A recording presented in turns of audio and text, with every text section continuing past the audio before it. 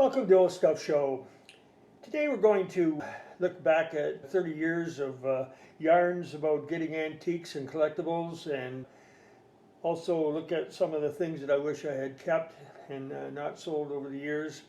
But this is a fun part for me, looking back at the memories that I had and finding these things and talking to people about them and finding buyers for them and that type of thing. So I thought I would share some of my favorite memories related to those things today. And I suppose in so many ways, the 30 years was for me like going back to school. When I started out, like a lot of people, I didn't know a lot about antiques and collectibles, but as time went on, you learn and you get experience to become very knowledgeable. And so I've accumulated lots of knowledge about these things and met a lot of people. So let's take a look at some of the things that stick out for me in the past, and these are just stories that I kind of like to remember, and I'll share them with you now. I remember the one time that a gentleman came to my booth, my flea market booth in Grand Bend at the time, and he was from near Sarnia on a farm, and he said he had some old toys and would I like to buy things like that, and I said sure. So I went down there on a nice sunny day, and it was a farmhouse. Knocked on the door and went into his kitchen, and on the round kitchen table he had a whole bunch of stuff, toys, books, magazines, a lot of things that weren't of any great value. Even the toys disappointed me a little bit, but since I had gone that distance, I thought, well, I'll buy some of the toys just for fun, make sure that I can get my money back on my journey.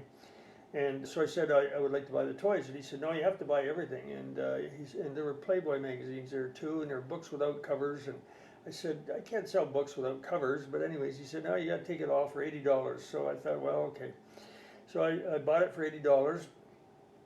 And when I got home, I took a look at some of the books, and the one without one cover anyways, it said History of Slavery in Africa, and it was dated 1779 in that area.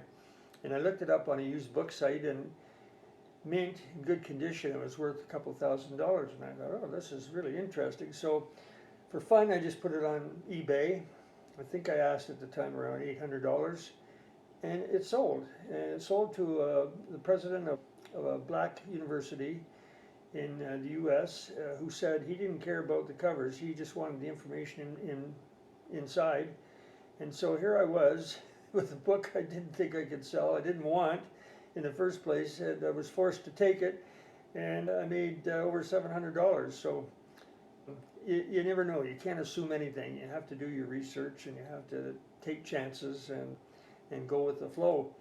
So that was kind of fun. At a time, and you know, the goal in buying things is to buy things in good condition, and so I try to shy away from things that are damaged. And one day I was at a garage sale, I believe, and there was a stained glass lampshade, like a big over a table hanging lampshade, and it had a piece of glass missing, and yet it looked pretty good, and that's all I knew about it. So I paid, I forget what I paid, $100 or something, and because it was very nice, and I thought it could be repaired. And I got it home, and I used to take things to the auction from time to time, so I took it to the local auctioneer, and he looks at it, and he says, you know what you have here? And I said, yeah, it's a lamp with a broken piece of glass. He says, no, you have $5,000. I said, what? And it turned out to be a Tiffany lamp, which, as far as the glass could be repaired. And sure enough, on that auction, it sold for $5,000. So again, this whole thing about taking chances, and you never know. You know, you get a gut feeling, and so that's how it works sometimes. So that was a great discovery. Also, I remember being asked by a couple of ladies to take a look at their mother's house. It was an estate. Her mother passed away, and they were at their wits' end to know what to do with all this stuff. And so at the time, my wife and I have gone to places like that and advised them in terms of, you know, keep this is Goodwill, this is throw away, this you can sell. So we spent a good part of a day there and sorted a number of things out. And as I'm digging through drawers, I found a Pez dispenser, and I thought, oh yeah, Pez dispensers sell. I threw it in a box. And then my wife found in a closet a really interesting unpackaged mini skirt with still the price tag on it from the 60s. And it was quite fancy, quite nice. So we took that too for fun. And anyways, long story short, the Pez dispenser ended up being worth $300, which I had no idea about. And the mini skirt we sold to a young lady who was beside herself, having found this treasure from the 1960s. And so we sold that to her, and it found it a good home. But at the time, we wondered why this 85-year-old lady would have those two items. But you never know. If you search high and low, that's the kind of thing that does happen.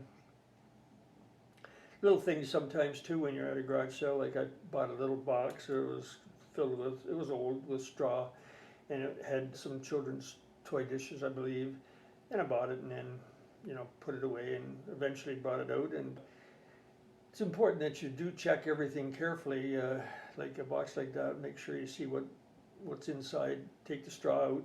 And when I did, I found some old silver dollars. Same with old magazines. I bought old magazines, and I make sure I go through, or books, go through all the pages more or less. And I found things like old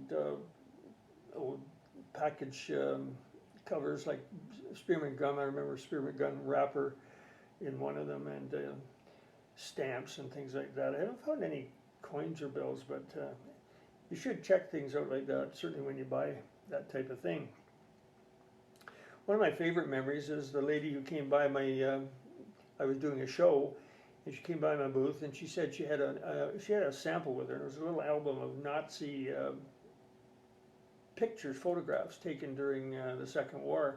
She said that her father had been in the Second and First World Wars, and would I be interested in buying that kind of thing? And I said, yes, but could I come to look at what you've got rather than here? We were kind of busy, so she agreed.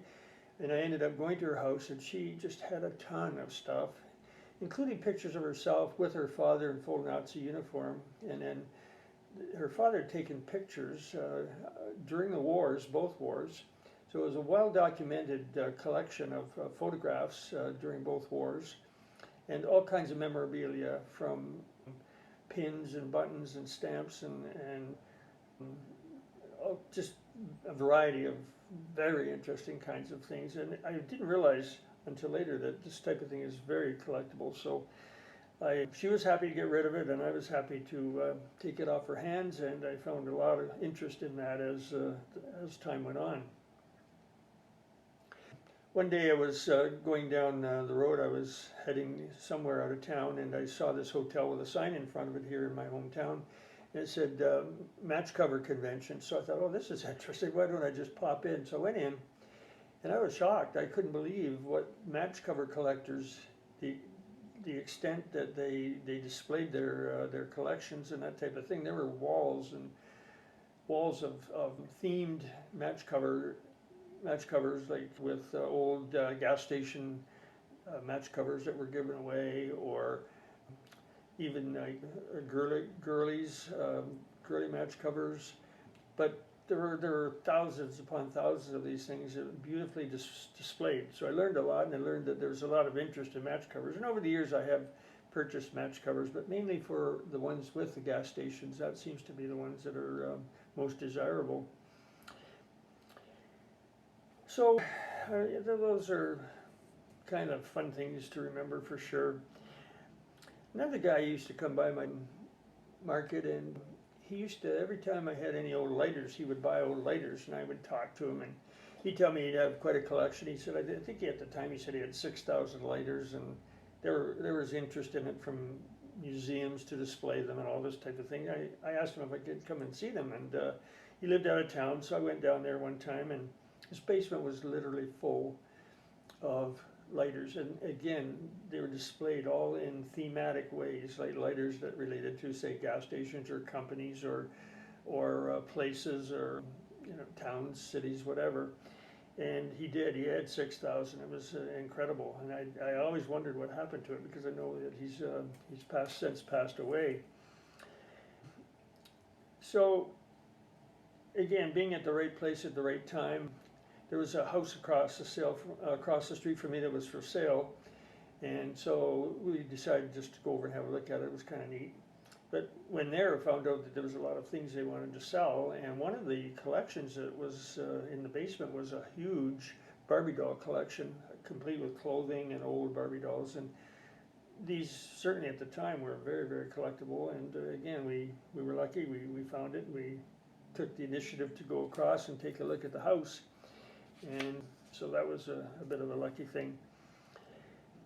Also, I used to hand out brochures of a want list of things I was looking for, or put an ad in the paper. And I used to get a call from a lady, maybe every 6 months, and she lived in the house that she grew up in her basement. She'd have a ton of stuff, I'm sure, and so I'd go over and she'd bring out little bits of things at a time. I got beautiful old collectibles like old Eaton's catalogs, department store catalogs, old little cutouts for paper dolls, magazines, comics, that type of thing. But she wouldn't bring it all out at once. She just wanted to sell it every little bit at a time, and then she would phone me and I'd come back again, and it was kind of interesting. But again, it was valuable stuff and very interesting things for sure. One time I was doing a show too, and a guy said he had a bunch of toys, and so I said, I'll come over and take a look after the show. And he opened his garage door, and there's this massive collection of big tin trucks and tin toys that he had collected over the years from the 1950s. So that was quite a shock, because you don't find those in big numbers. You might find one every once in a while here and there. I used to do well making contacts at shows.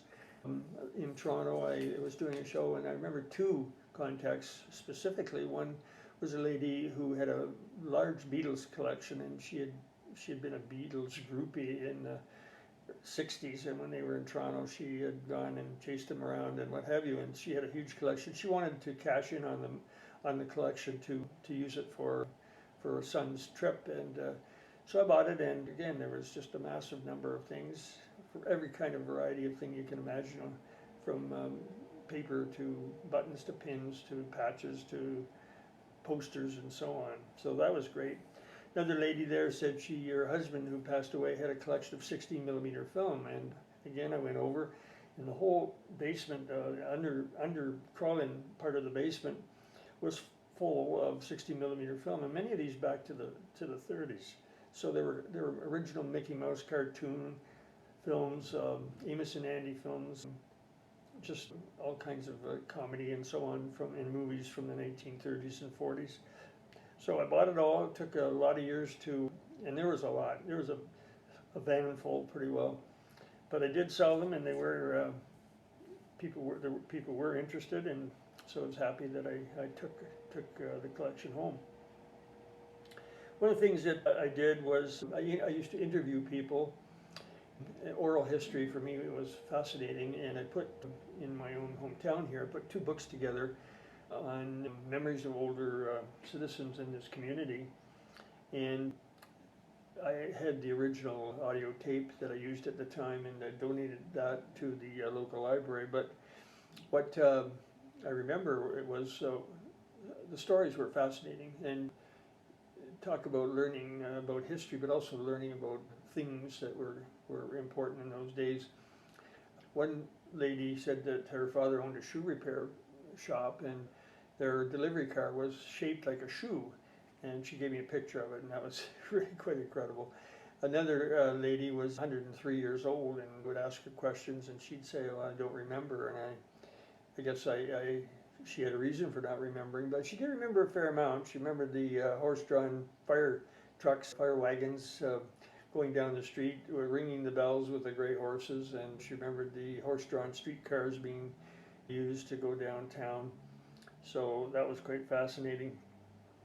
One lady said that her brother was a Canadian hero, and I suppose this story is probably the most interesting one for me, because a lot of people have never heard of her brother, and yet she's saying her brother was a Canadian hero. So she told me that he had joined the army when he was 14 in World War One. He spent a whole number of years, 4 years, in the army there, not fighting in the front. He was too young, yeah, but he did work behind the lines. When the war was over, he joined the U.S. Air Force in Michigan. Later became the U.S. commander of Selfridge Air Force Base, and then is buried today in Arlington Cemetery. Well, that is being a hero, and he, you know, but again, my own community has not heard of him, and I've told people about it and encouraged them to do something about it. Hopefully someday that will happen. But again, oral history, you never know what you're going to hear and what you're going to, you know, come up with. One of my favorite haunts are attics, garages, basements, I guess. I was in an attic one time, and all the Life magazines printed from 1936 to 1960s were there. Had a great time going through them one at a time. I just enjoyed looking at the history part of it. And one thing I didn't do, which a lot of people do more so today, is use the ads and put them in plastic holders and sell them as collectibles. I was in a place out of town and met this lady at a show, and she wanted to sell things that were from her deceased aunt and mother, and so my wife and I went there and looked in the basement, and it was full of glassware and chinaware and that type of thing, and there's some really good stuff, and we ended up buying a lot of that kind of thing. And she says, "Oh, thank goodness, now I have to clean the attic out." And I said, "Oh, attic, I better go have a look first." So I went up there, and just full of great old stuff, like wooden golf clubs and a suitcase full of old photos and old pictures framed and so on. It was, doesn't happen that often, but when it happens, it's wonderful. It's just great. Then the same lady, she wanted to get rid of some of her household things, and I said, "Oh, I'll run a garage sale for you." So we did that one Saturday, and Friday, Saturday, I believe, and made her $4,000. She couldn't believe that we would be able to do that, and so we took a small commission, but it was great. And so that was a learning experience too. We could just sell about anything at a garage sale, a show, or on eBay, or at an auction, you name it. So again, we began to learn how to market our things. Another garage sale I was at, there was outside, there was a garage, and we went in and looked at the stuff. Most people look at the stuff on tables. Then I looked up, and there was a bicycle built for two, and I ended up buying that, and that was really kind of a unique thing, and it did go relatively quickly. We were at a community garage sale one time, and there was a poster, and I didn't think it was worth too much, and it was 75 cents, and I was not going to buy it. And then my friend that I was with said, "Oh, buy it, it's kind of neat." So I bought it. And it was about a horse. It was horses, and it was a poster about horses. It was old, and I ended up selling it for $75. I couldn't believe it. I didn't recognize its value originally, but anyways, sometimes you get lucky. So these kinds of things really are treasure to think about, and you know, there's a lot more stories. I guess some of the stories that are couple of things that I regret selling, and that would be included in my memories, would be things like I bought a Nazi school reader, and it showed, like, we have our readers like Dick and Jane and that sort of thing. This had the kids wearing Nazi armbands, and kind of wish I had not sold that, because that was kind of interesting. You won't see that around very often. And then this one was the most important thing that I probably made a mistake in selling. It was the London Daily Mirror, and it was just the evening just after the Titanic had sank, and with the slow communication, they got the message that the Titanic had sunk, and they had to put a newspaper out. They put "Titanic, mighty Titanic sinks, everyone saved," and I ended up selling that to a lady. I think I got $500 for it. It was, you know, at the time the money seemed pretty good, but when I think about it now, that would be quite a treasure to have. But anyway, those things kind of happen. You make those decisions, and that's the way it goes. So this is a tip of the iceberg in terms of stories and memories that I have, but they've all been fun. They've all been great, and it's a thrill to be able to be doing what I'm doing, and I appreciate what's happened over time.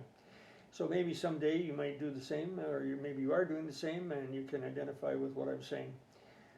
So that's about it for today. Thank you for watching, and I am at the Aberfoyle Market on Sundays near Guelph. I am on Instagram. I'm on Twitter. I have around 50 videos now on my YouTube channel, Old Stuff Show. So Old Stuff, youtube.com, Old Stuff Show, and just about every collectible you can think of is covered in those short videos. So have a look if you can. So thank you very much, and see you the next time. Bye.